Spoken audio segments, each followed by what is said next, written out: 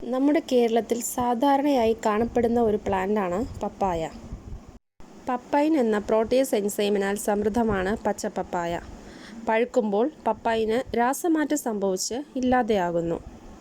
Vitamin A, vitamin C, iron, calcium, thiamine, niacin, potassium മുതലായവയും പപ്പയിൽ കൂടുതൽ അടങ്ങിയിരിക്കുന്നു.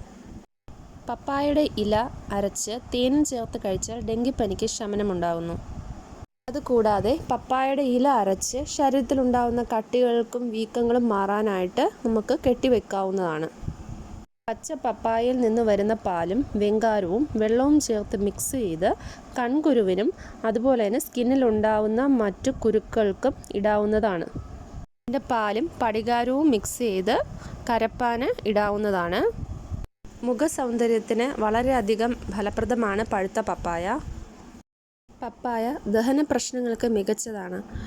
വെറും വയറ്റിൽ പപ്പായ കഴിക്കുന്നത് ദഹനം മികച്ചതാക്കാനും മലബന്ധം തടയാനും സഹായിക്കും.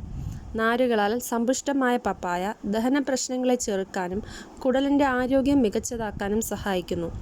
പപ്പായയിൽ വിറ്റാമിൻ സി ധാരാളമായി അടങ്ങിയിരിക്കുന്നു. ഇത് രോഗപ്രതിരോധ ശക്തി വർദ്ധിപ്പിക്കുന്നതിന് സഹായിക്കുന്നു. പപ്പായയിൽ കലോറി കുറവാണ്, എന്നാൽ നാരുകൾ കൂടുതലുമാണ്. അതിനാൽ തന്നെ ഇത് ശരീരഭാരം കുറയ്ക്കാൻ മികച്ച ഭക്ഷണവുമാണ്. പപ്പായ ശരീരത്തിൽ ആവശ്യത്തിന് ജലാംശം നൽകുകയും ആവശ്യ പോഷകങ്ങൾ നൽകുകയും ചെയ്യുന്നു. ഇവയിൽ അടങ്ങിയിരിക്കുന്ന പൊട്ടാസ്യം രക്തസമ്മർദ്ദം കുറയ്ക്കാനും നാരുകൾ കൊളസ്ട്രോൾ കുറയ്ക്കാനും സഹായിക്കുന്നു. പച്ച പപ്പായയുടെ തോല് കളഞ്ഞ് ഡിഷസ് ആക്കി കഴിച്ചു വരുന്നത് പണ്ടുകാലത്ത് മുലപ്പാൽ വർദ്ധിക്കുന്നതിന് സഹായിക്കുമെന്ന് പറയപ്പെടുന്നു.